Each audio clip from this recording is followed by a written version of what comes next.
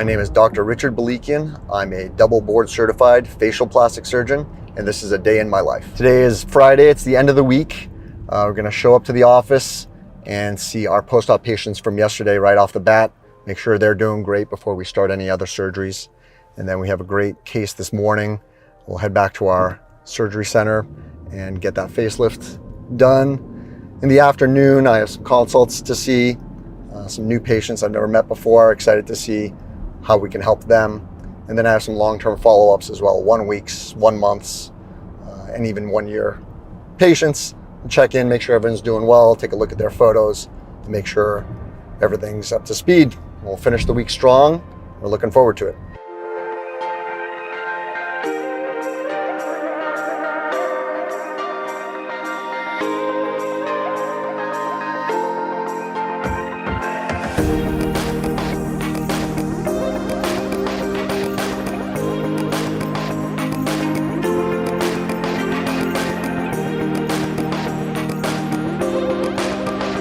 It's important for me to have a healthy start to the morning to be at my best. I like to practice what I preach. I tell our patients, if you want a good recovery, you have to be healthy. If I wanted to have a good, successful day of surgery, I need to be healthy and focused in the morning.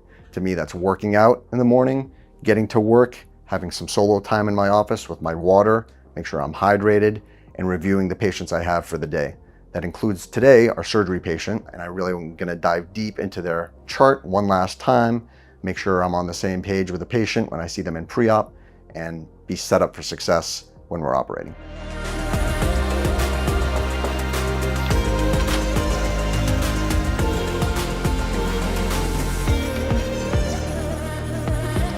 So our first post-op patient of the day is 1 week out from her rhinoplasty.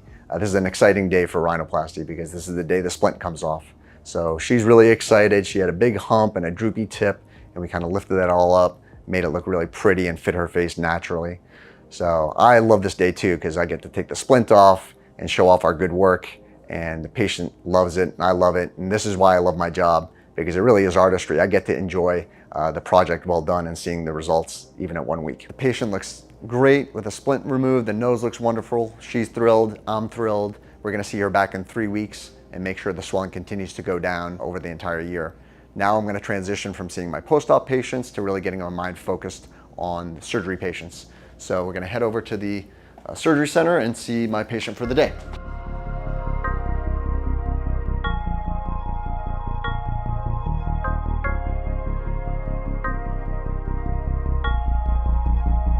My facial plastic surgery practice is 100% cosmetic.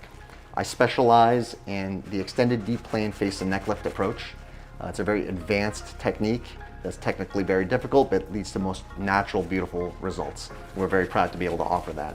I also do a lot of rhinoplasty, primary rhinoplasty for first-time patients, as well as revision rhinoplasty. I also do a lot of blepharoplasties to make people look better. So our patient today is a patient in her 60s that has some jowls, a heavy neck, some tired-looking eyes, and some volume loss. So we're doing a lower face and neck lift via the deep plane approach. We're doing a lower eyelid blepharoplasty, and we're gonna finish off with some fat transfer. So we're gonna rejuvenate with a facelift, we're gonna take away the tired looking eyes with the blepharoplasty, and then we're gonna finish it off with the fat transfer that allows me to take away all the shadows, make things look their best, and that really allows me as a sculptor to paint the final picture that I wanna paint. And that's why I love what I do. It's really art and science all combined in one.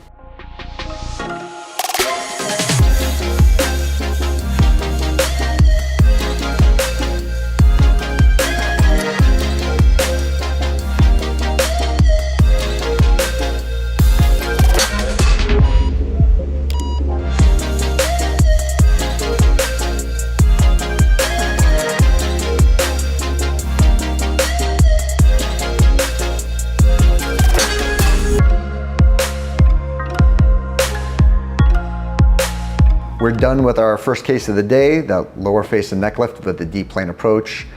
Patient's gonna love it. I think it looks really good. We're really proud of the work we did today. The reason I chose facial plastic surgery was because you can continue to push yourself to advanced techniques like the ones we're using today. I saw a lecture by Dr. Gene Tardy at age 70 talking about what he was doing differently with his rhinoplasty technique at age 70.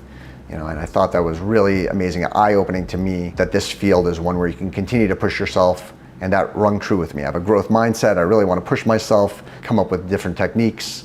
And this field allows you to do that. You never get stagnant. You're always thinking.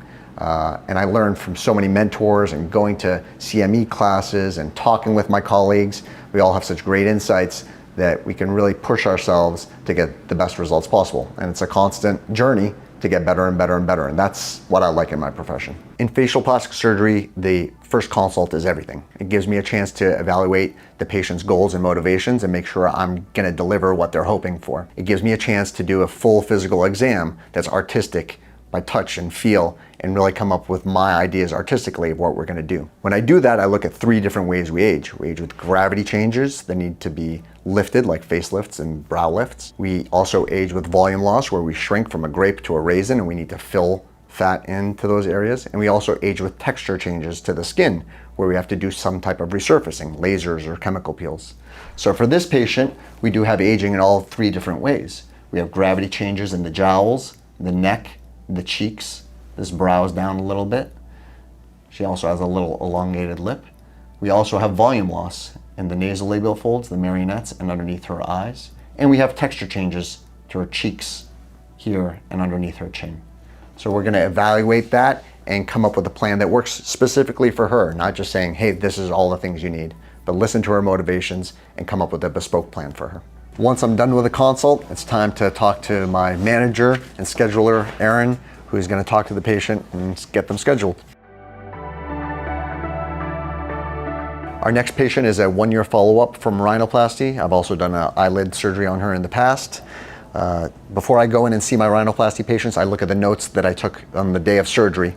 And in rhinoplasty, there's so many variations. You have to take important notes the same day visually of what you did. So I'm gonna look at everything I did for her in terms of taking down her bump and setting her nose back. And that really is gonna help me evaluate when I see her, how her results are doing compared to what I did during surgery.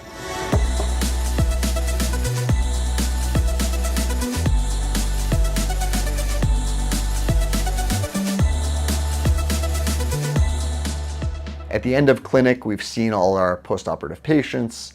We've taken photos of the long-term follow-ups, and it gives me a chance to come back to my office and see the photos that we've taken and evaluate how they've done. So the patient I'm looking at now is somebody who we did a year ago.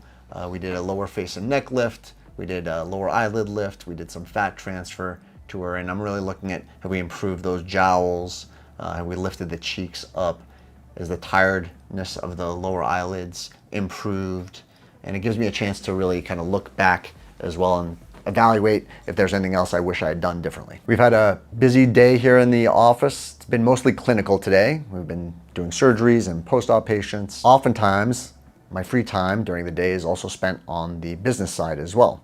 I'm a solo practitioner running a practice.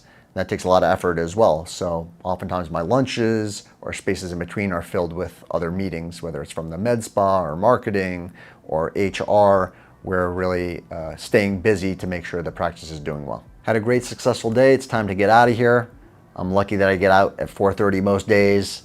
Time to get home and enjoy the weekend. When I'm done with my day at work, I'm really excited to get home and see my kids and spend time with my amazing wife. Today, my wife told me that she's gonna take the kids to the park, so they'll be back later. So I'm gonna take that opportunity to hit the golf driving range and work on my game. Despite my work, my score hasn't really improved, but it's still a lot of fun for me and a great way to kind of decompress in a different way. Love getting the chance to do that.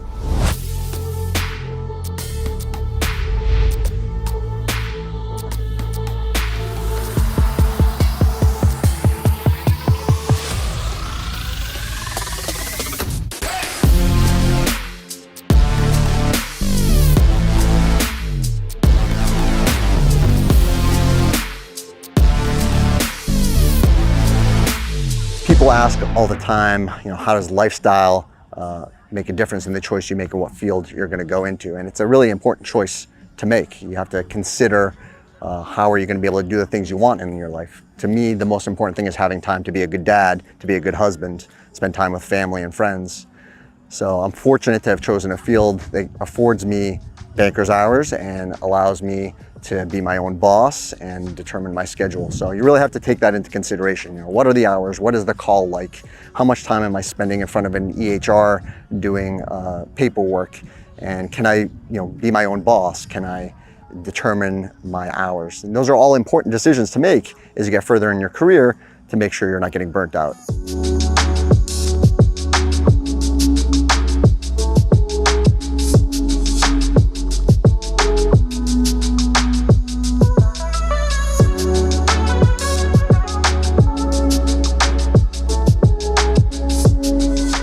A lot is made of the work-life balance, and to me, they're not two separate things. It's really a continuum. You have to have a great home life to feed into a good practice, and vice versa. To me, the bedrock of that is family life. I want to be the best dad. That's what I want my legacy to be. And I'm lucky I have an amazing wife that challenges me to attain that goal. So I'm happy at home so I can be happy at the practice. But even with that, there are things that come up in work, at home, that we need to be able to compartmentalize and not take to the other area. And it takes a lot of work. It's really hard to be present. I'm still working on it to this day, and I probably will be to the end of my life. So I've tried to start meditation and use that as a tool, and we'll see how it goes, but it's a challenge. Everyone has their own path to becoming a doctor, and each one of those journeys has their own obstacles. For example, for me, I really did great in AP Bio in high school and thought I'd do the same easily in college, but I didn't get the scores I wanted in the first semester. And I really had to decide, is this something I really want to push through and do to become a doctor? And I was volunteering in the ER, and I loved it, and that really gave me the motivation to push through and stay motivated. The other situation where there was an obstacle was just residency. You're so tired and worn down, and I wish I'd worked out a little bit more, because I think it would have been easier to get through the obstacles, the ups and downs of residency. Facial plastic surgery is a unique field and a unique choice because it allows you the opportunity to be a business owner and doctor at the same time as a solo practitioner. I'm the only doctor in the practice. We have 20 employees, and there are 3 businesses under one roof. There's the plastic surgery side, there's the med spa, and we just recently built a surgery center from scratch, and that has challenges running those businesses, but it's really fulfilling because not only do I get to put on my doctor hat, but I get to put on my business hat as well. And that, allows me to live 2 lives professionally in one, which is an opportunity that when you're in a hospital, you may not get. Advice I'd give people looking to become a doctor is don't let others tell you you can't or shouldn't do it. If you have a drive to become a physician, prove it, put in the work, prove everybody else wrong. Also be self-reflective. If you're doing your journey and you find out medicine's not for me, it doesn't resonate, don't think about what being a doctor means. Really have the courage to say it doesn't work for me. Another piece of advice is turn the page anew every day. Have a short-term memory.